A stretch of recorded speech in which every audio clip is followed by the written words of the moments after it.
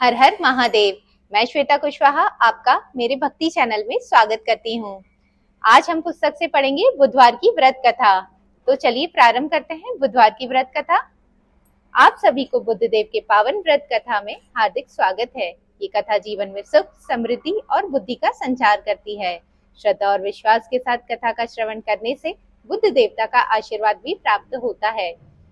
तो आइए आज की इस दिव्य कथा का श्रवण आरंभ करें।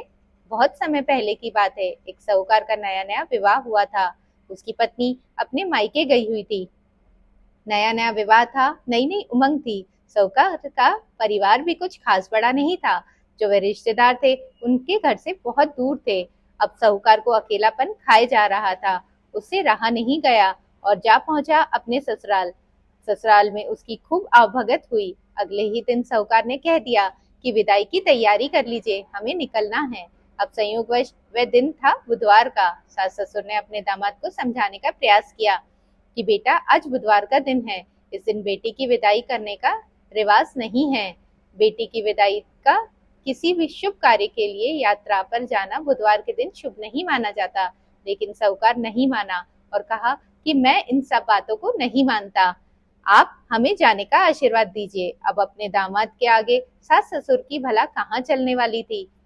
मन मौस की तैयारी कर ली, बेटी की विदाई कर दी। आगे चलते चलते रास्ते में साहूकार की पत्नी को जोर की प्यास लगी।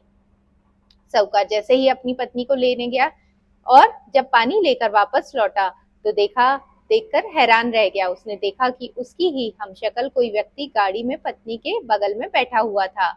उसकी पत्नी भी एक शक्ल की दो दो व्यक्तियों के सामने देखकर परेशानी में पड़ गई। और उसका पति कौन सा है।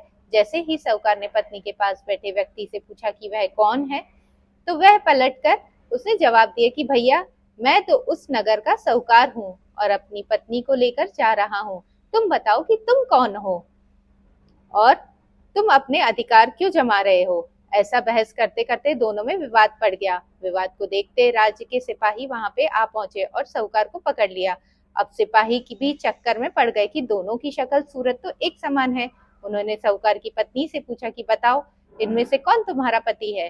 अब बेचारी भला वह क्या जवाब देती। तब साहूकार ने हाथ जोड़ लिए और भगवान से विनती की कि हे भगवान, ये आपकी क्या माया है। तभी आकाशवाणी हुई कि मूर्ख, याद कर, कुछ समय पहले तूने ही तो अपने सास ससुर की आज्ञा न मानकर भगवान बुद्ध का अपमान किया और बुधवार के दिन तू अपनी पत्नी को लेकर चल पड़ा, जबकि तुझे इस दिन नहीं जाना चाहिए था। ये स्वयं बुद्ध देव हैं जो तुम्हें सबक सिखाने के लिए तुम्हें वेश में हैं। तब साहूकार के सच्चे मन से क्षमा मांगी और भविष्य में कभी ऐसा न करने का वचन भी दिया और बुधवार को नियम पूर्वक व्रत पालन करने का संकल्प लिया।